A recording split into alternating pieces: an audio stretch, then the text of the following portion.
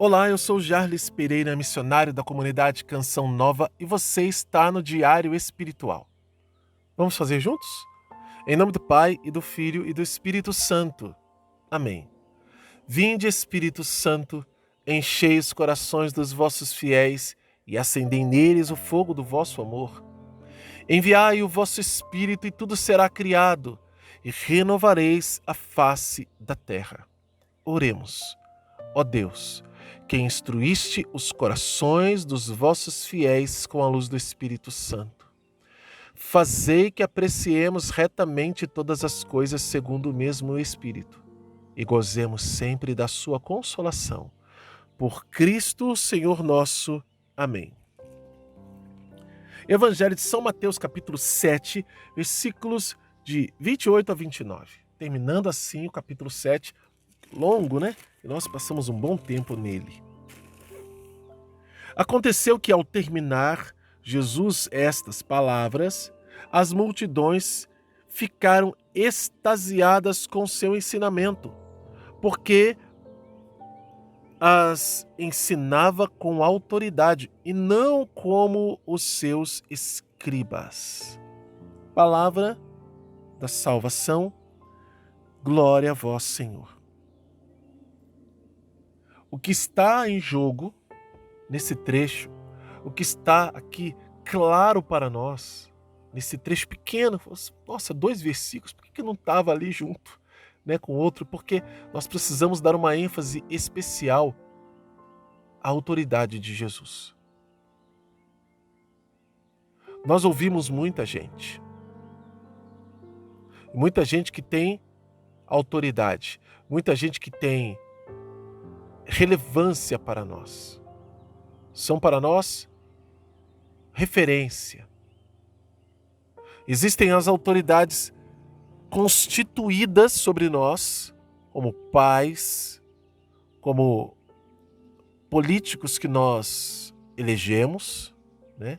Foram eleitos, como outras autoridades civis, militares, que estão ali, que são formadas ou existem sobre nós para quê? Para que mostrem, né, a ordem e a lei funcionando na nossa sociedade. Nem todas essas autoridades são moralmente boas. E nem todas elas, ainda que exerçam uma autoridade sobre nós, merecem a relevância que querem ter. E num país como o nosso, que nós vivemos ainda numa democracia, digo ainda porque as coisas podem mudar, como na história de muitos países mudou. E o acesso e a relação com a autoridade muda também. Mas enfim, a palavra dessas pessoas, ela causa um efeito em nossa vida. Esse efeito pode ser um efeito muito bom, muito ruim, pode ser duradouro ou passageiro, mas, de alguma forma, o que se diz, o que se manda fazer, vindo dessas autoridades, ele precisa ser respeitado. Essa ordem, essas ordens, essas orientações, elas de alguma forma precisam ser observadas. Ainda que essa autoridade ela não seja vista assim como uma pessoa em si. Por exemplo, é uma autoridade que se manifesta através de um órgão, como o órgão de regulação de trânsito, em que a gente vê as regras e normas estampadas pelas vias em que nós transitamos. Existem regras e normas para pedestres, para veículos com motor, sem motor, de um eixo, 2, 3, 4, enfim. Veículos pesados e leves, e que através das placas, das sinalizações, em geral, nós temos que observar. Mas aqui, Jesus estava terminando este discurso, e quando as pessoas saíram, elas ficaram extasiadas. Por quê? Porque aquele discurso foi impactante. Não era uma pregação, um discurso como eles costumavam ouvir dos escribas, que eram homens treinados e consagrados para interpretar a palavra de Deus e para transmitir essa palavra, escrevê-la livro por livro, letra por letra, em livros pergaminhos, né? Livros novos. Eles que tinham essa função, essa autoridade. Era um ritual extremamente, e é ainda hoje, extremamente minucioso, em que eles tinham que ser extremamente fiéis. Quem melhor do que um escriba para explicar a palavra de Deus? Para esmiuçar nos detalhes. Ora, Jesus veio e pregou, e a comparação que foi feita foi justamente essa. Nossa, ele prega com autoridade. E aí a gente volta àquilo que refletimos no início sobre as autoridades e precisamos colocar isso no peso da balança, na nossa vida.